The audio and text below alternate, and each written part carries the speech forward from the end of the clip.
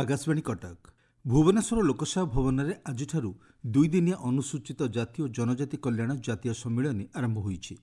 लोकसभा बाचस्पति ओम बिरला ଏହି ସମ୍ମିଳନୀ को उद्घाटन କରିଛନ୍ତି।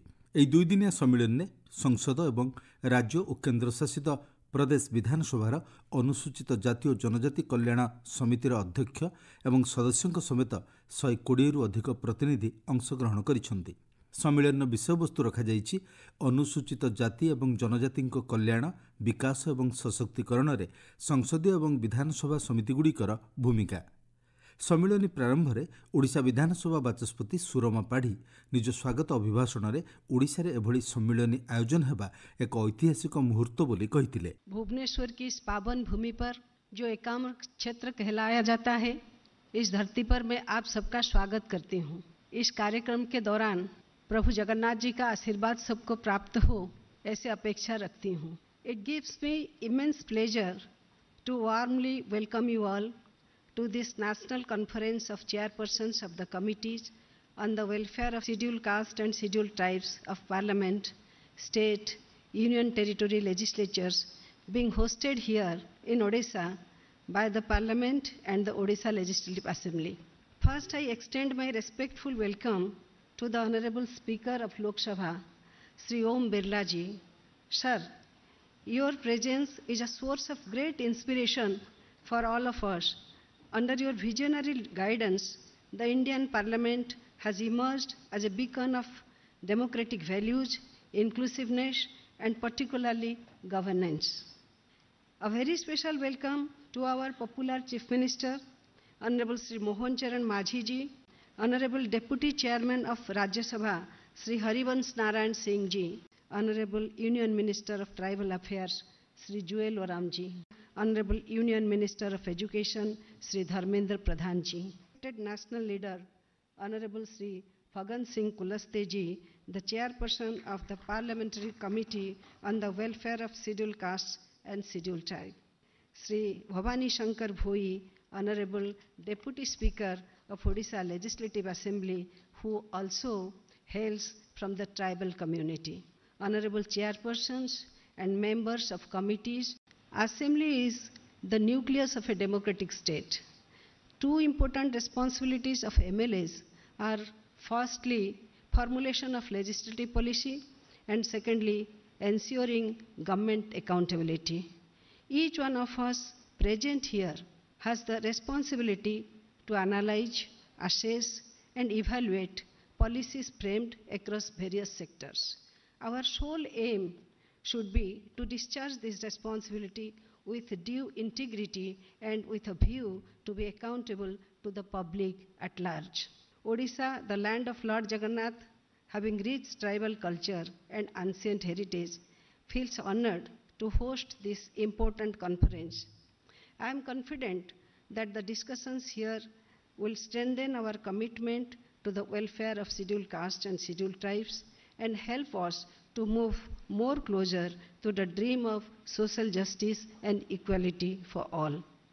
I sincerely hope that this 2 days conference will not only provide immense comfort to all of our distinguished delegates, but also allow you to experience the warmth and hospitality for which our state of Odisha is renowned. अनुसूचित जाति और जनजाति कल्याण पर गठित संसदीय समितिर अध्यक्ष doctor Phagan Singh Kulaste देश में अनुसूचित जाति और जनजाति सरकार पक्षर ग्रहण कर विभिन्न पदक्षेप संपर्क में कहवा सह सेमानक आवश्यकता पूरण पर आगामी दिन में किभली अधिक व्ययबराद करा जाई परिबो से संपर्क में मत उपस्थापन करथिले। मैं इस अवसर पर बाबा साहब डॉक्टर भीमराव अम्बेडकर को भी उद्धृत करना चाहता हूं कि न्याय ने हमेशा समानता, अनुपात और प्रतिफल के विचारों को जन्म दिया है।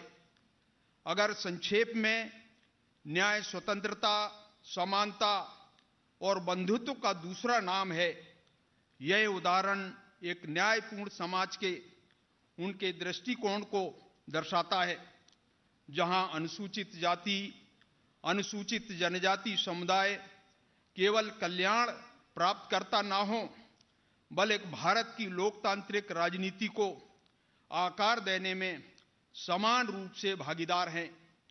जैसा कि आप सहमत होंगे, वर्तमान सम्मेलन वास्तव में ऐसे मायने में अद्वितीय है कि इसने अनुसूचित जातियों और जनजातियों के अधिकारों और हकों की रक्षा और उन्हें आगे बढ़ाने की जिम्मेदारी वाली इन्हें राजनेताओं और प्रतिनिधियों को एक साथ लाया है।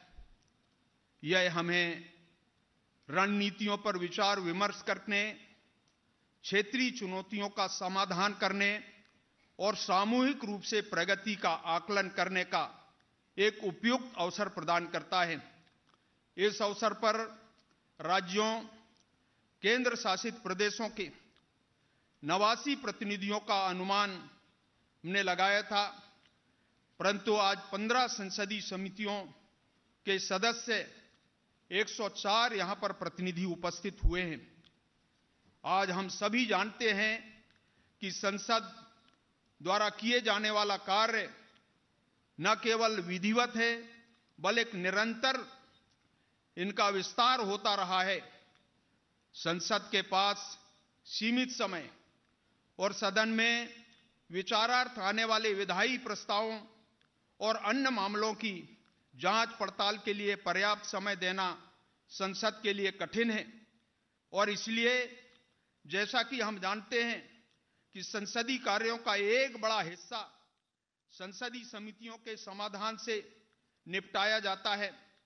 ये समितियां हमेशा एक ऐसा मंच प्रदान करती है जहां हम समितियों द्वारा चुने गए विषयों की जांच करते हुए क्षेत्र के विशेषज्ञों और सरकारी अधिकारियों के साथ बातचीत कर सकते हैं और राजनीतिक दलों के बीच आम सहमति बनाने में भी मदद करते हैं। बंद दरवाजे के पीछे होने वाली बैठकें हमें स्वतंत्र रूप से प्रश्न पूछने, मुद्दों पर विचार करने और आम सहमति पर पहुंचने का यह अवसर प्रदान करती है। दूसरे शब्दों में, अगर ये समितियां संसद की प्रभावशीलता में सुधार लाने में मदद करती हैं और कार्यपालिका की जवाबदेही सुनिश्चित करने तथा संसद और जनता के बीच की खाई को पाटने के लिए एक तंत्र के रूप में कार्य करती है। हमारे संविधान निर्माताओं ने अपनी बुद्धिमत्ता से अनुसूचित जातियों और अनुसूचित जनजातियों के हितों की रक्षा और उन्नति के लिए सुदृढ़ सुरक्षा उपायों और सकारात्मक उपायों की एक रूपरेखा तैयार की है। नागरिक अधिकार संरक्षण अधिनियम 1955 और अत्याचार निवारण अधिनियम 1989 जैसे ऐतिहासिक कानूनों द्वारा इस प्रतिबद्धता को और भी पुष्ट किया गया है। इसके अलावा हमारा कानूनी और राजनीतिगत ढांचा समाज के सबसे वंचित वर्गों के उत्थान के लिए हमारे देश की अटूट प्रतिबद्धता को दर्शाता है। अगस्त 1968 में अपनी स्थापना के बाद से अनुसूचित जातियों और अनुसूचित जनजातियों के कल्याण संबंधी समिति अनुसूचित जातियों और जनजातियों के समुदाय के लिए संवैधानिक संरक्षण और कल्याणकारी उपायों के क्रियान्वयन की निगरानी के अपने कर्तव्यों को पूरा करने के लिए निरंतर कड़ी मेहनत कर रही है। 17वीं लोकसभा में समिति की 66 बैठकें हुई, 32 रिपोर्ट प्रस्तुत की गई और 144 सिफारिशें की गई, जिनमें से 55% यानी कि 78 सिफारिशों को सरकार लागू कर चुकी है।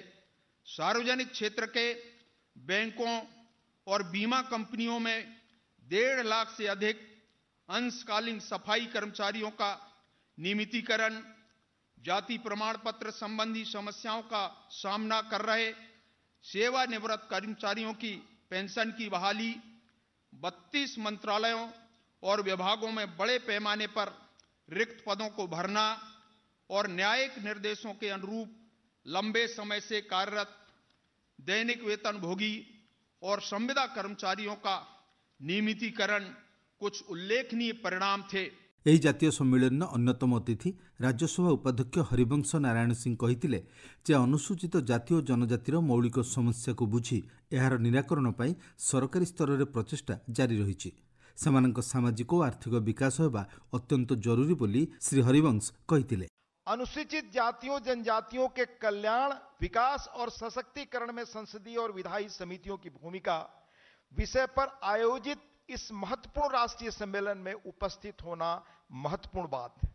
हमें आप सभी अनुभवी विद्वत समाज से अपने विचार साझा करने और आपके विचार को जानने का अवसर मिला। यह सम्मेलन वस्तुतः हमारे संविधान की प्रस्तावना की आत्मा के संरक्षकों का सम्मेलन संगम है।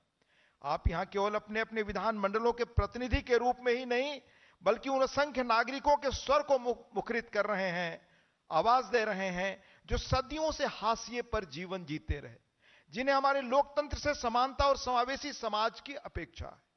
अपनी बात शुरू करने से पहले पुनः इस पुरातन देश के समाज सुधारकों की लंबी परंपरा और अनुसूचित जातियों जनजातीय समाज के हक के लिए संघर्ष करने वाले क्रांतिकारियों की पुण्य स्मृति को मैं सादर नमन करता हूं। उड़ीसा में समाज सुधारकों की लंबी फहरिस्त है। मधुसूदन दास, गोपाल बंधु दास, रमा देवी चौधरी, सरला देवी, मालती चौधरी जी से लेकर तुलसी मुंडा वगैरह, और पहले जाएं तो अच्युतानंद दास और चैतन्य महाप्रभु की यह धरती। हमारे सदियों पुराने इतिहास में समय समय पर इलाके इलाके में समाज में जमी रूढ़िवादिता की काई को जिन्होंने साफ किया, हमारे सामाजिक चिंतन को स्वस्थ किया, समाज में समरसता और समावेशिता को बढ़ावा दिया, उन्हें हम आज स्मरण करें। बिरसा भगवान और सिद्धो कान्हो का प्रदेश झारखंड मेरी कर्मभूमि रही है। आज उड़ीसा की भूमि पर आकर 1939 के अमको सिमको नरसंहार, जिसे उड़ीसा का जालियांवाला बाग कहा जाता है, में मारे गए यहां के जनजातीय आंदोलनकारियों को हृदय से श्रद्धांजलि देता हूं। उड़ीसा राज्य का हमारे देश में विशेष स्थान है। इस प्रदेश ने देश को यह गौरव प्रदान किया कि यहां के जनजातीय समाज से हमारे देश की राष्ट्रपति श्रीमती द्रौपदी मुर्मू जी बनी, जो अपनी शालीनता के लिए जानी जाती हैं, जिनका सौम्य जीवन जनजातीय समुदाय की सादगी और संघर्ष का प्रतीक है, और हमारे मुख्यमंत्री इसी समुदाय से आते हैं। उड़ीसा इतिहास, संस्कृति और अध्यात्म का क्षेत्र है। यह भगवान जगन्नाथ का क्षेत्र है।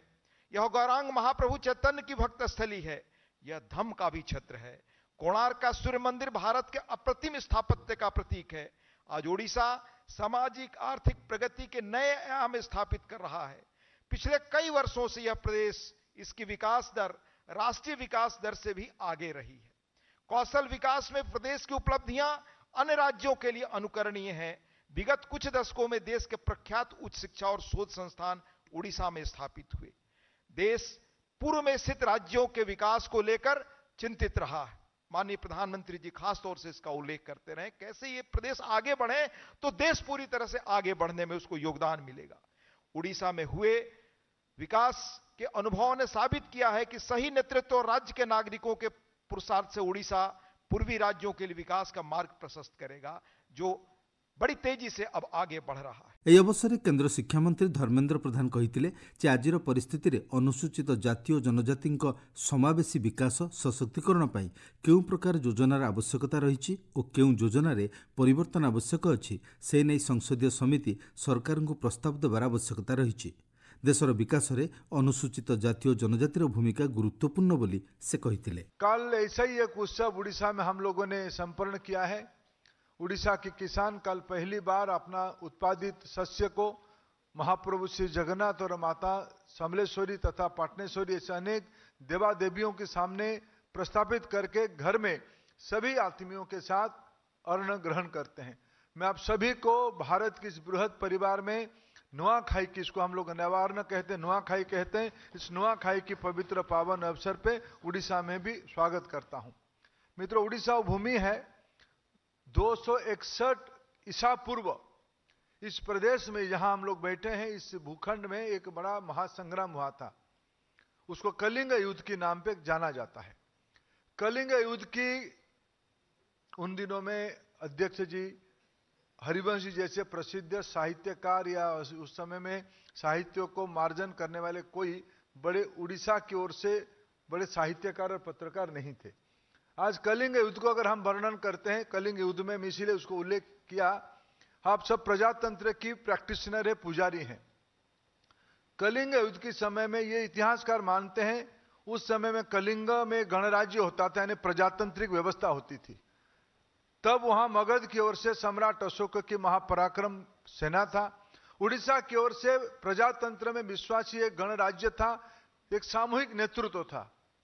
इतिहासकार लिखते हैं हमको 1 लाख लोगों को, सैनिकों को जान गंवानी पड़ी। उस युद्ध के कारण सम्राट अशोक को चंडाशोक से धर्माशोक हुए।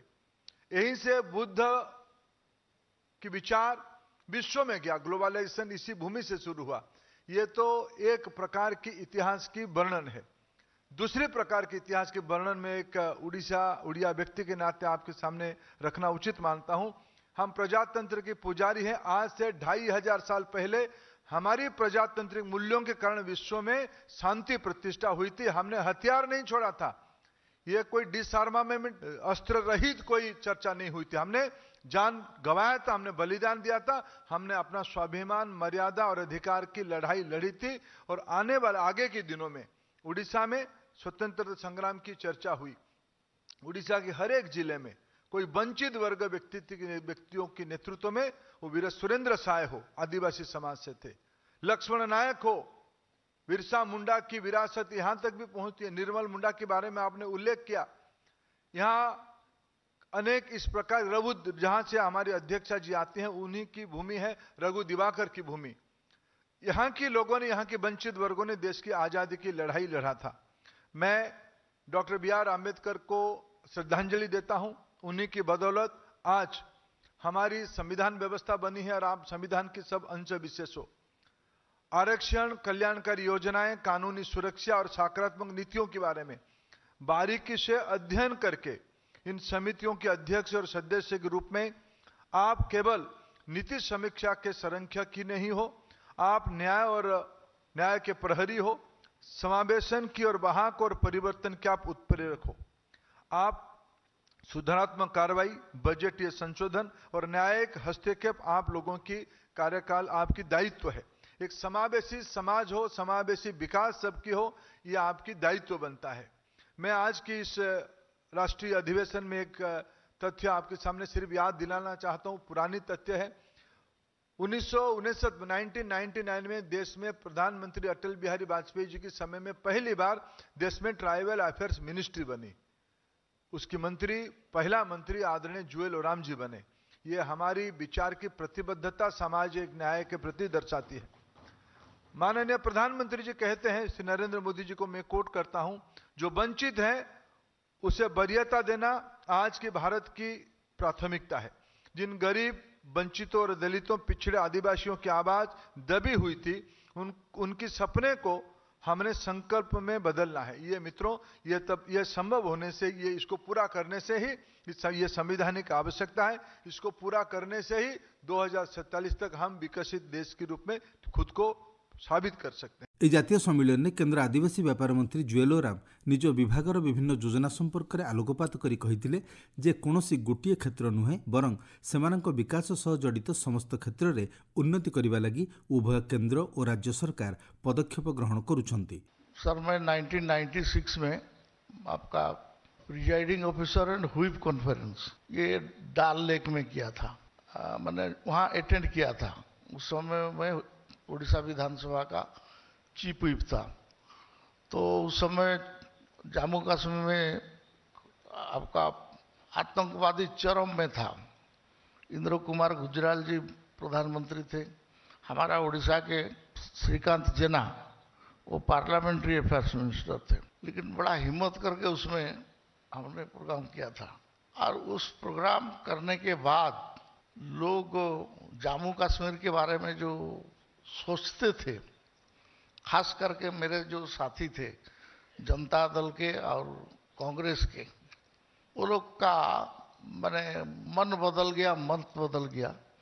और वो देख के आके देश में एक बोले कि नहीं, आपका सीइंग इज बिलीविंग नहीं है। आप जिस पहलगांव में आप जहाँ से अमरनाथ यात्रा शुरू होता है, वहाँ एक भी सैलानी नहीं थी, एक भी सैलानी नहीं थे। गुलमर्ग में गुलमर्ग का जो केबुल कार वो ऐसे ही पड़ा हुआ था, उसमें आग लग गया था। हम जब घूमने चले डाल लेक में, हम जब रहे डाल लेक का बोट हाउस को मैंने पूछा कि आपको कितना दिन के बाद कितना पैसा का किराया यहाँ मिला है, वो रोने लगा। ये पहला बार गवर्नमेंट का ऑर्डर है जो कि 50-60 हजार रुपया मेरे को मिलेगा, जो मैंने इसको ऑर्डर मिला है मेरे को सरकार के ओर से। मैं इस बात को शुरू में इसलिए रख रहा हूं आप लोग को, सीइंग इज बिलीविंग। आप उड़ीसा के बारे में तो सुने होंगे, लेकिन बहुत सारे लोग आके देख के यहाँ का विधानसभा को, यहाँ का सचिवालय को, यहाँ का पुरी मंदिर को आप जाएंगे, जगन्नाथ जी को देखेंगे, कोणार्क जाएंगे, बाकी सारे जगह जाएंगे। इसको देखने के बाद उड़ीसा के बारे में आपका एक सोच में परिवर्तन आएगा, ऐसा आशा और विश्वास के साथ मेरा बात को मैं आगे बताता हूँ। ଏହି ଅବସରରେ ମୁଖ୍ୟମନ୍ତ୍ରୀ ମୋହନ ଚରଣ ମାଝୀ ଅନୁସୂଚିତ ଜାତି ଓ ଜନଜାତିର ବିକାଶ ଲାଗି ରାଜ୍ୟ ସରକାରଙ୍କ ବିଭିନ୍ନ ଯୋଜନା ସମ୍ପର୍କରେ ବିସ୍ତୃତ ତଥ୍ୟ ଉପସ୍ଥାପନ କରିଥିଲେ। ମାଧୋ ସିଂ ହାତଖର୍ଚ୍ଚ ଯୋଜନା ସମ୍ପର୍କରେ ଶ୍ରୀ ମାଝୀ କହିଥିଲେ ଯେ ଏହା ଛାତ୍ରଛାତ୍ରୀଙ୍କ ଆବଶ୍ୟକତା ପୂରଣ କରିବାରେ ସହାୟକ ହୋଇପାରିଛି। यह उल्लेखनीय है कि मैंने SC, ST, अल्पसंख्यक और पिछड़ा वर्ग कल्याण की समितियों में सदस्य और अध्यक्ष के रूप में सेवा की है। ओडिशा के आदिवासी नेता केंद्रीय मंत्री श्री जुएल ओराम जी भी आज हमारे साथ उपस्थित हैं। हम मिलकर ओडिशा के SC और ST समुदाय की आकांक्षाओं का प्रतिनिधित्व करते हैं, जो हमारी जनसंख्या का 40% उड़ीसा में, और उसमें से 23% ST और 17% SC हैं। ओडिशा के विकास के केंद्र में SC और ST का उत्थान है। केवल 2 दिन पहले मैंने हमारा लोकसभा भवन के मेरा कार्यालय पर आने हुए थे, एक दिदाई समुदाय की एक PVTG आदिवासी लड़की से मुलाकात की, जो नीट एग्जाम उत्तीर्ण कर अपनी समुदाय से पहली डॉक्टर बनी। हमारा आज अच्छा है, कल और भी बेहतर होगा, निश्चित रूप से जरूर ही होगा। आज हमारा देश एक महत्वपूर्ण कालखंड से गुजर रहा है। देश हर एक दिशा में आगे बढ़ रहा है। कुछ दिन पहले ही हम सब ने देश की 79वां आज़ादी का दिवस मनाया है। हमारे आज़ादी के साथ ही हमारा भविष्य जुड़ा हुआ है, और भारत ने आज़ादी के बाद एक लोकतांत्रिक शासन को चुनना था, जहां हर वर्ग के अधिकार सुनिश्चित हो, सबको समान अवसर मिले, और ये सुनिश्चित करने के लिए संवैधानिक अधिकार हो। हमारे पूर्वजों ने बहुत सारे विचार विमर्श के बाद भारत रत्न बाबा साहेब आम्बेडकर जी के नेतृत्व में भारत के संविधान को प्रस्तुति, जो 26 जनवरी 1950 से लागू है, आज देश का शासन प्रशासन पल्ली से लेकर दिल्ली तक संवैधानिक विधि व्यवस्था में बंधा हुआ है। केंद्रीय योजना के फायदे भी हमारे SC ST वर्गों को मिल रहा है। PM जनमन योजना ओडिशा के 14 जिले के 3 लाख PVTG वर्गों के पास पहुंच रहा है। PM अजय और PM AGY योजना में पहली फेज में 162 और दूसरे फेज में 803 गांव को विकसित करने के लिए मॉडल विलेज घोषणा की गई है।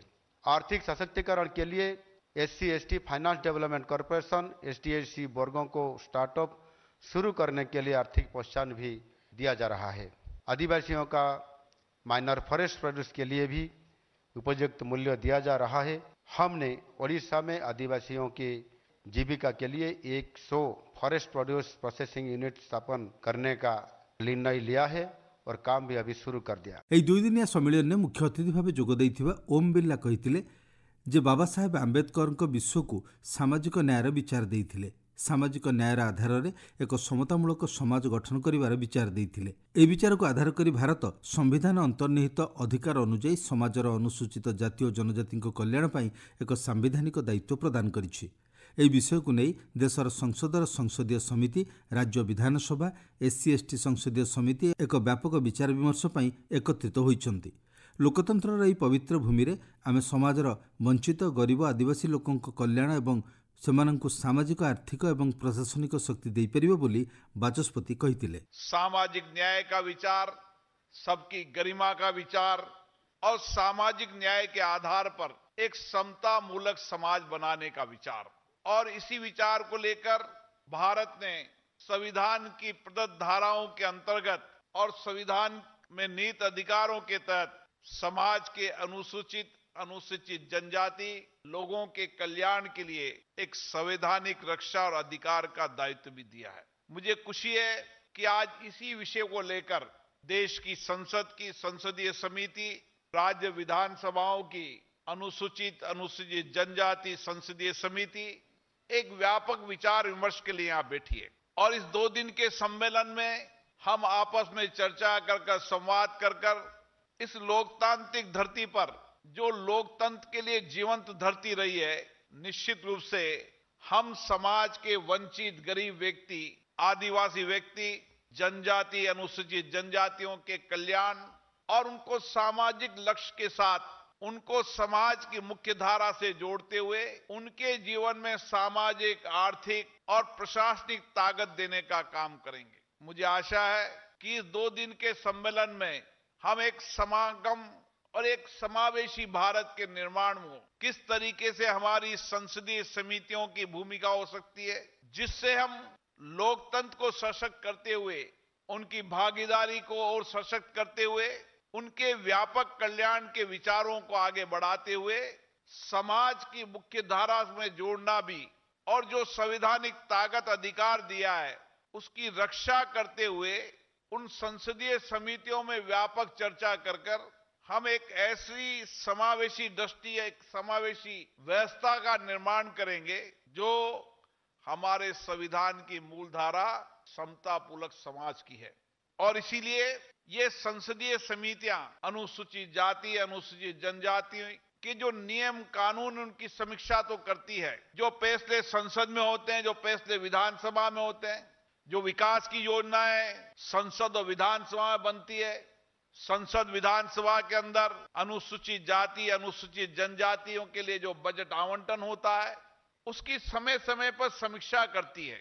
और अभी इसके अध्यक्ष बता रहे थे किस तरीके से प्रशासनिक निर्णयों के अंदर भी, चाहे बैंकिंग व्यवस्था हो, चाहे अन्य PSU हो, और अभी इस विभाग के मंत्री जी ने किस तरीके से SC/ST के जीवन में परिवर्तन करने के लिए अलग अलग योजनाएं मोदी सरकार ने बनाई है। और अभी शिक्षा मंत्री जी बता रहे थे कि किस तरीके से शिक्षा के क्षेत्र के अंदर हमने अनुसूचित जनजाति और पिछड़े वर्गों को उनके अधिकार और उनके जो संवैधानिक न्याय का अधिकार है, उनके संविधान के न्याय आरक्षण का अधिकार है, उस अधिकार को मिलाने के लिए किस तरीके की संवैधानिक व्यवस्था की है ताकि उनके हक अधिकार को हम सुरक्षित रख सकें। ଏହି ସମ୍ମିଳନୀରେ ଆଜି Shri Birla parliamentary committee on the welfare of the scheduled casts and scheduled tribes ଶୀର୍ଷକ ସୋଭେନିୟର ଉନ୍ମୋଚନ କରିଥିଲେ। ଆସନ୍ତାକାଲି ରାଜ୍ୟପାଳ ଡକ୍ଟର ହରିବାବୁ କମ୍ବମପାଟିଙ୍କ ଉଦ୍ଯାପନୀ ଅଭିଭାଷଣ ସହିତ ଏହି ସମ୍ମିଳନୀ ଉଦ୍ଯାପିତ ହେବ।